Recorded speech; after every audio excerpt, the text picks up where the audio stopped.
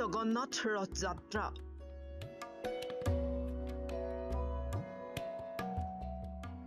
সাতাইশ জুনৰ পৰা আৰম্ভ হোৱা ৰথ যাত্ৰা অন্ত পৰিব 8 জুলাইত।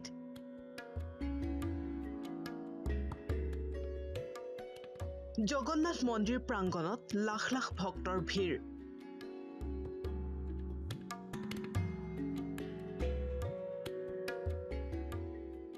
বাৰ দিনৰ বাবে জগন্নাথ ধামলৈ প্ৰধানমন্ত্ৰীৰ বিশেষ প্ৰসাদ।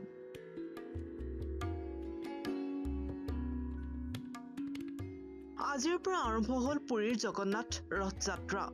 ভাৰতৰ অন্যতম বৃহৎ ধৰ্মীয় পৰম্পৰা ৰথ যাত্ৰাত অংশ ল'বলৈ বিশ্বৰ ভিন্ন প্ৰান্তৰ ভক্তই ভিৰ কৰিছেহি জগন্নাথ ধাম। প্ৰতি বছৰে উৰিষ্যাৰ পুৰীত অনুষ্ঠিত এই ধৰ্মীয় অনুষ্ঠানত ভগৱান বিষ্ণুৰ অৱতাৰ জগন্নাথৰ লগতে তেওঁৰ জ্যেষ্ঠ ভাতৃ বলুভদ্ৰ আৰু ভগ্নী সুভদ্ৰাৰ নামত উৎসৰ্গা কৰা হয়। আহাৰ মাহৰ শুক্লা দ্বিতীয়া তিথিত পালন কৰা হয় জগন্নাথ ৰথ যাত্ৰা। ৰথ যাত্ৰাৰ সময়তে ভগৱান জগন্নাথৰ লগতে বলুভদ্ৰ আৰু সুভদ্ৰাক স্নান কৰোৱা হয়।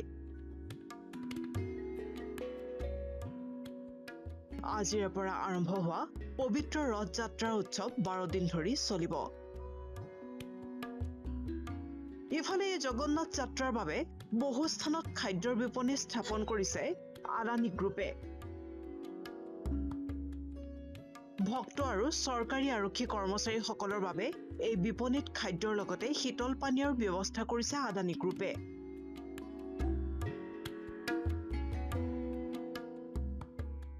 প্ৰায় 40 লাখ লোকৰ বাবে পুষ্টিকৰ খাদ্য যোগান ধৰিছে আদানী গ্ৰুপে। ভক্তৰ বাবে বিনামূলীয়াকৈ ৰখা হৈছে কোল্ড ড্ৰিংকছ। লগতে প্ৰশাসনৰ সৈতে মিলি সাফাই কৰ্মচাৰীসকলক সুৰক্ষা জেকেট, টি-চাৰ্ট আৰু ভক্তৰ মাজত বিনামূলীয়া ছাতি, ৰেইনকোটৰ ব্যৱস্থাও কৰিছে আদানী গ্ৰুপে।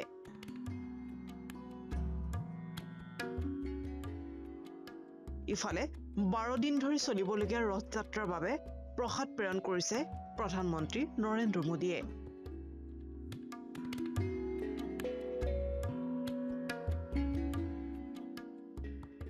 নিউজ ডেস্ক ৰিপৰ্ট, প্ৰথম খবৰ।